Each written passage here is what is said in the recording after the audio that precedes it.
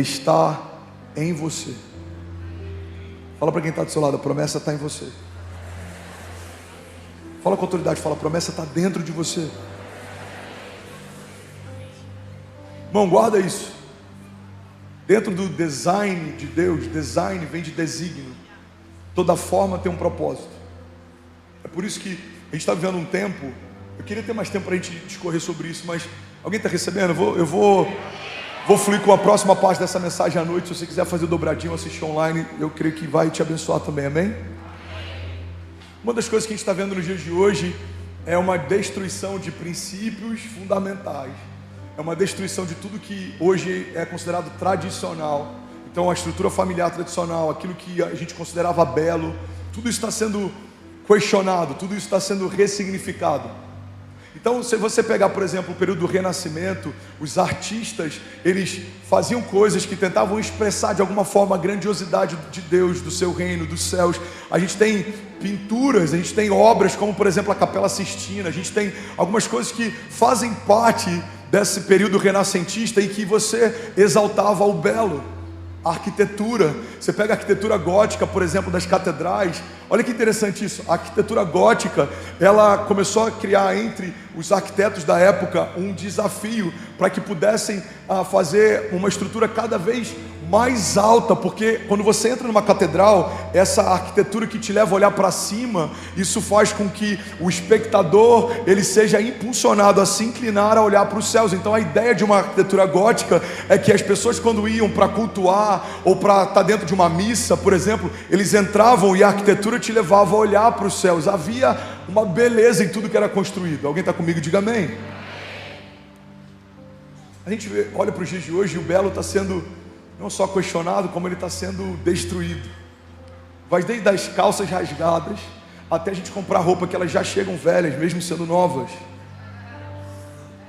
A última coleção da Balenciaga, por exemplo, você pagava muito caro para ter uma bolsa de luxo que era um saco de lixo.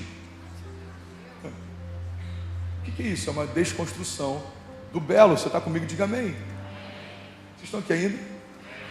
É uma desconstrução do belo. Então, fechando esse parênteses, a palavra design vem de desígnio, porque toda forma tem propósito. Por que uma caneca tem uma alça, por exemplo, e um copo não precisa? Porque a alça externa da caneca é para que você possa colocar bebidas quentes e não se queimar. Existe um propósito. Design vem de desígnio, que vem de propósito. Então, dentro desse entendimento, quando Deus formou a criação, Ele fez com propósito. Dentro do design divino de Deus, existe um propósito pelo qual as promessas são colocadas dentro, não fora. O primeiro propósito pelo qual suas promessas foram colocadas dentro e não fora é porque promessas não são um item acessório, não é como uma bolsa que você carrega, é algo que está dentro de você. Por que o tórax, por exemplo, protege os órgãos vitais? Porque dentro do que existe de mais importante para manter o funcionamento de um corpo, Deus colocou uma camada de proteção mais rígida que a gente tem em toda a nossa estrutura. Isso é um desígnio, isso tem um propósito. Alguém está comigo ainda? Diga amém. Então por que Deus não coloca promessas fora? Primeiro, porque não é um item acessório. Não é algo que você pega e você solta. Você vai carregar até o último dia. Não é algo que você pega e você vende. Não pode ser trocado com ninguém. A promessa é individual. Não é algo que se negocia. Quanto é que você quer no meu propósito? Quanto é que você quer na minha promessa? Por quê? Porque se fosse, muitos negociariam. Homens tentaram comprar um som ao longo da história. Alguns tentam comprar até hoje. Alguém está comigo? Diga amém. Banda, pode segurar, por favor. Deixa eu terminar. Pega isso aqui, irmão. Se fosse um item acessório, negociaríamos, venderíamos, perderíamos. Olha para mim. Perderíamos, abriríamos mão. Outro motivo pelo qual a promessa não é colocada fora, ela é colocada dentro. Porque mesmo que você se perca, a promessa em você não se perde. Você está perdido, mas a promessa dentro de você, ela não se perde. Está dentro. Deus colocou um lugar mais seguro. Alguém comigo aqui? Aleluia. Isso é muito forte, irmão. Tem outra característica pelo qual no design divino de Deus foi colocada dentro, para que você não se compare. Porque senão você vai olhar a promessa de alguém pendurada como um acessório de luxo, e você pode abrir mão de ver a beleza da sua, porque você está toda hora tentando ver a beleza do outro. Por que não é colocada fora? Porque não é para ninguém ostentar, e não é para ninguém desejar. Irmão, guarda isso, promessas não são do lado de fora, para que não haja ostentação. Você viu a minha promessa? Você já viu o que o Senhor disse que vai acontecer? Ei, me respeita, você já viu o que Deus vai fazer daqui a 10 anos? Ela é colocada dentro. Se você quiser externar, muitos nem vão acreditar, mas você sabe o que você carrega. Não há ostentação, não tem como perder, não tem como vender, não tem como negociar, não tem como trocar. Ela é sua, insubstituível, intransferível. Alguém está comigo? Diga amém. Por que a promessa está dentro de você? Outra característica pela qual eu creio que Deus colocou dentro de nós. Porque você precisa se conhecer para conhecer a promessa. Irmão, tem muita gente que gasta com estética o que nunca gastou com essência. Tem gente que gasta, e você é contra gastar com estética? De forma alguma. Inclusive eu preciso até renovar o meu botox. Eu fiz ano passado.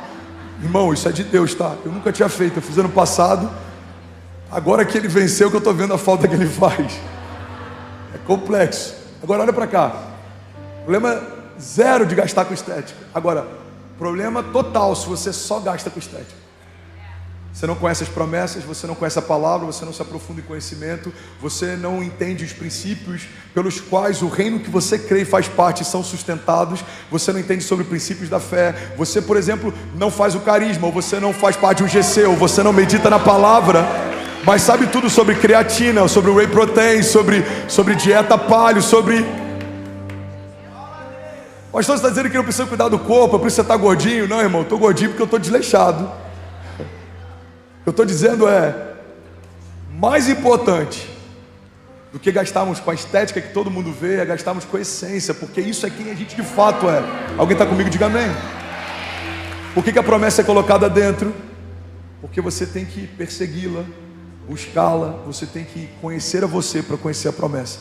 Você tem que saber quem você é, e quando você sabe quem você é, você entende o que você carrega. Alguém está comigo? Diga amém. Então fala para quem está do seu lado, me ajuda a pregar. Fala, a promessa está em você, a promessa está dentro de você. Vamos, igreja, sacode alguém aí e fala, irmão, você carrega a promessa de Deus. Você carrega a promessa de Deus. 2 Coríntios 4:7 diz assim: mas temos esse tesouro em vasos de barro, para mostrar que esse poder que a tudo excede provém de Deus e não de nós. De todos os lados somos pressionados, mas não desanimados. Ficamos perplexos, mas não desesperados. Somos perseguidos, mas não abandonados. Abatidos, mas não destruídos. Alguém pode dizer glória a Deus por isso? Igreja, olha para mim, a Bíblia diz que temos um tesouro em vaso de barro. Isso é muito louco, porque parece paradoxal, mas não é. Parece que uma coisa anula a outra, mas não anula. O que a Bíblia está dizendo é o seguinte: o vaso é de barro, ele é frágil, ele é barato, ele é sensível, mas o valor não está no vaso, está no que o vaso carrega. Existe um tesouro precioso colocado dentro do vaso. Se o vaso fosse precioso e o tesouro fosse de barro, a gente ia entender que nós somos mais importantes do que aquilo que carregamos. Mas quando o vaso ele é simples, mas carrega algo precioso, a gente entende que o valor que a gente tem está naquilo que a gente carrega. O valor da minha família está naquilo que a minha família carrega. O valor da minha história está naquilo que a minha história carrega. O valor do meu ministério está naquilo que o meu ministério carrega. O valor da sua vida está naquilo que a sua vida carrega. Alguém comigo aqui, diga amém. Então quem somos? Somos um vaso de barro, frágil, simples, barato, mas fomos comprados com um preço mais alto que poderia ser comprado. Não porque tínhamos valor, mas porque Ele viu o valor. Isso é forte.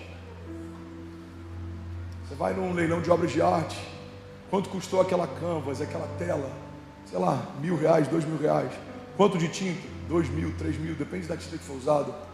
Quanto vale? Depende de quem vê. A gente vai falar, eu não pago 500, eu não gosto de arte abstrata. A gente vai falar, eu pago 200 mil. Por quê? Porque segundo a perspectiva de quem vê, o valor é atribuído para aquilo. Você está comigo? Diga amém. Quando Deus olhou para a criação que Ele fez, por saber o autor que fez, Ele atribuiu um valor. Então qual era o valor que o André tinha? Destituído da graça, completamente vazio, perdido? Nenhum. Mas Deus falou, independente do valor que supostamente ele tem, eu vou dizer o valor que eu vou pagar. O preço do meu único filho para ter de volta a obra que eu fiz. Irmão, isso é muito forte. Alguém comigo aqui, vamos igreja. Bem, você acabou agora de assistir um vídeo. Se você ainda não está inscrito, já se inscreve também no nosso canal, ativa esse sininho aqui embaixo de notificação e toda vez que eu fizer uma live ou estiver transmitindo uma mensagem ao vivo, você vai ser um dos primeiros a saber. Mas eu deixei mais 2 indicações aqui que eu espero que façam muito sentido para você. Então já aproveita e clica para assistir a próxima mensagem, beleza? Seja bem-vindo ao time de incendiários e eu espero de verdade que essas mensagens mudem a sua vida como elas têm mudado a minha também. Até a próxima. Valeu!